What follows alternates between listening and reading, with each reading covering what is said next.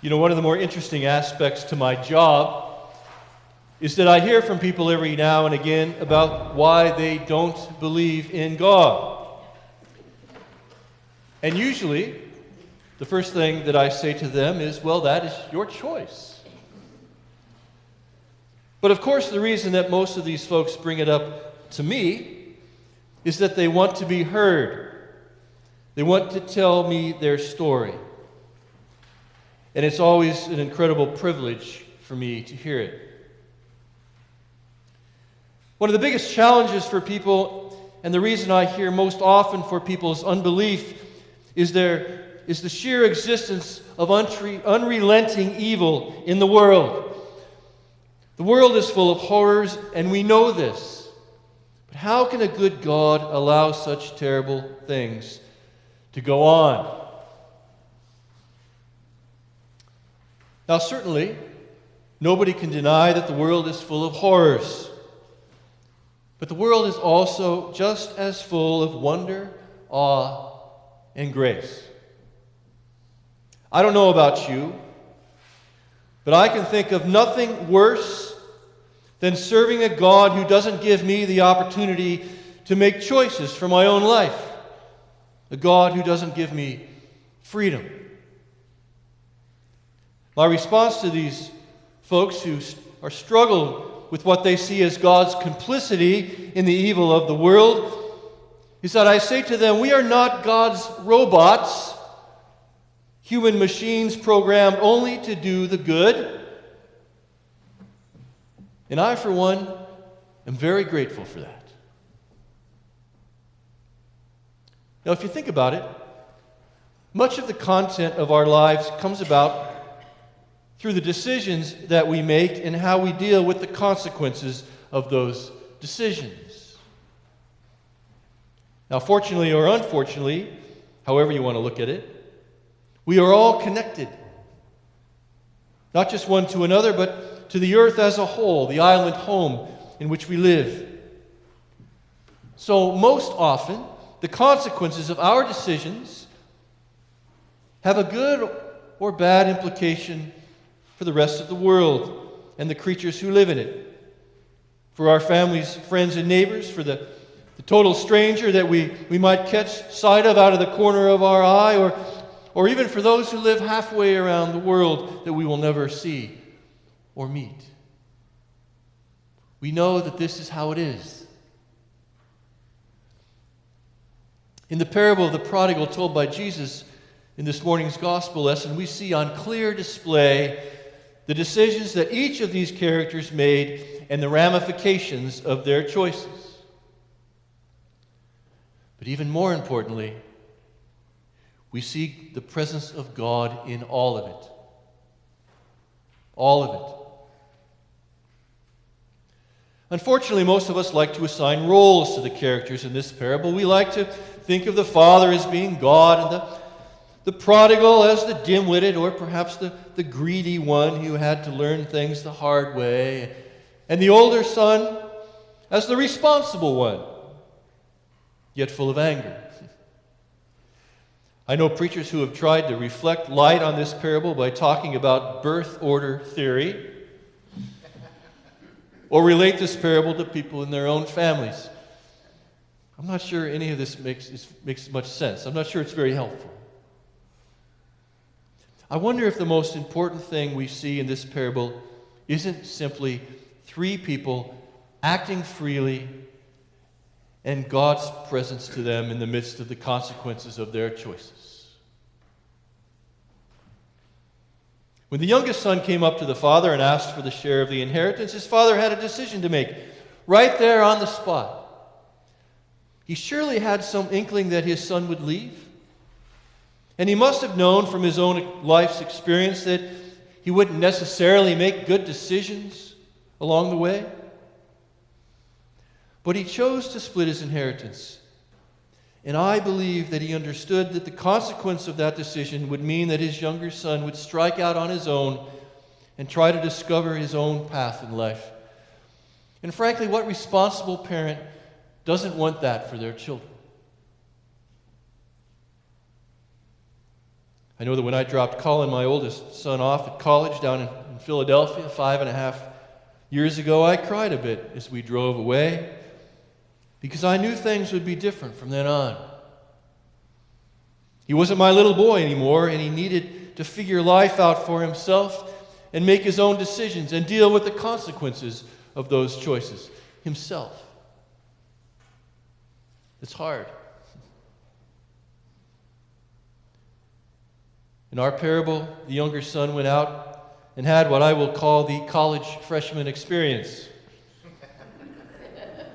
Freedom from home for the first time in his life, young and reckless.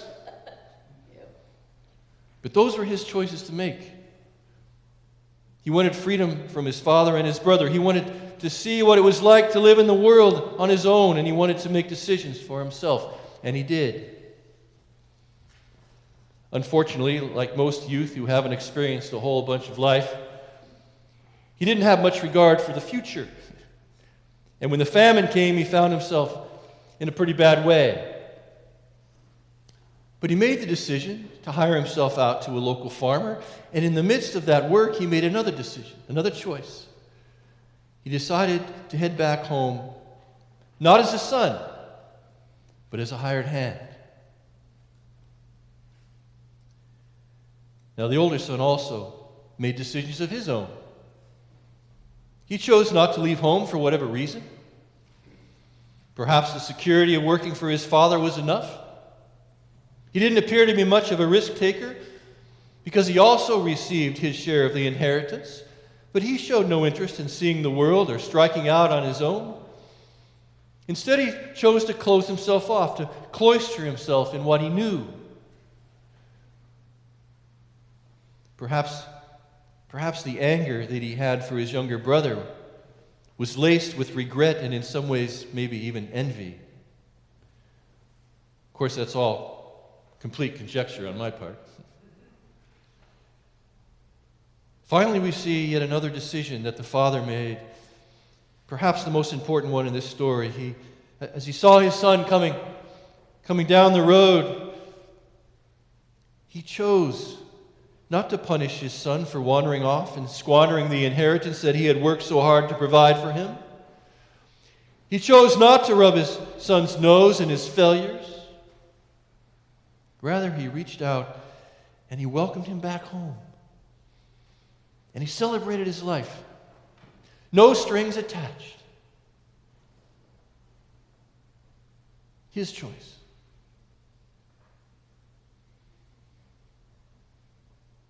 Certainly, all the decisions that were made in this parable led to a complex set of consequences. Concerning the decision of the younger son to leave home and squander his inheritance, we'll never really know what that decision ultimately did to his relationship with his older brother.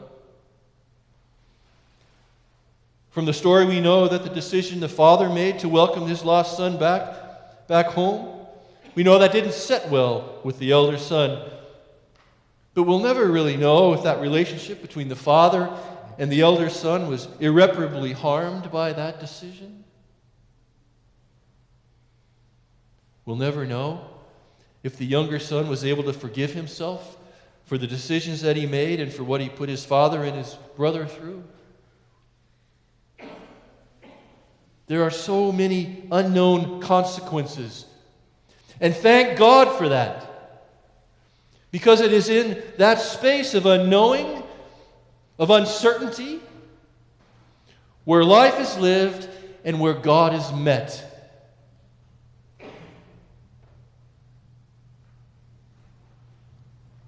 To me, the most important aspect of this whole parable is to see God at work in the lives of all three of these people after they made the choices that they did.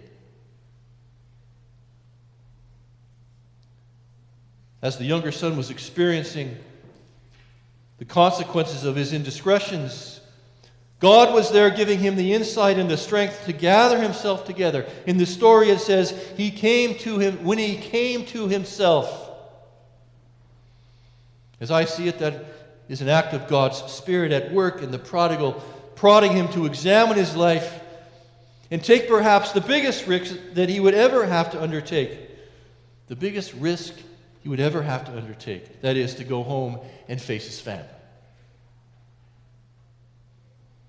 In the older son, we see God present in the anger that he has as he struggles with his own life and the injustice that he sees his father perpetuating. He's learning that life isn't about rewards and punishment, and that he doesn't have to see his younger brother's life being lived out at the expense of his own. He made the choice to see it that way. He was learning from his father, or perhaps from God acting through his father, that justice necessitates forgiveness, and love is the only true response that makes any sense in a situation like this one, even as he hears from his father how much love his father has for him. God is clearly present to the father through the deep love that he has in his heart for both of his sons, and in the courage that he has to let them live their lives and make their own choices.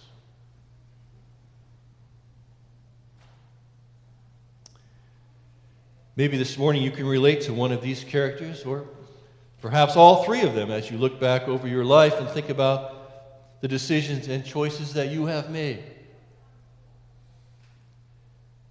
But I think we can all say with a pretty high degree of certainty that our relationships with one another are not mechanistic. There are no magic wands.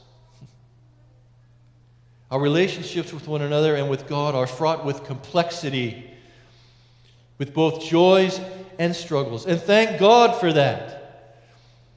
Because it is in the midst of that which is hard and complex where we see the grace and love of God shine through. We are not merely God's robots for good. I think of the clone army from Star Wars, right? That's not who we are. Thank God, right? We are beloved creatures of God, endowed by our Creator with freedom and skill. And it is in the midst of the choices and the consequences of those decisions that we make every single day of our lives that we see God most clearly and experience love, forgiveness, and grace most earnestly. In Jesus' name. Amen.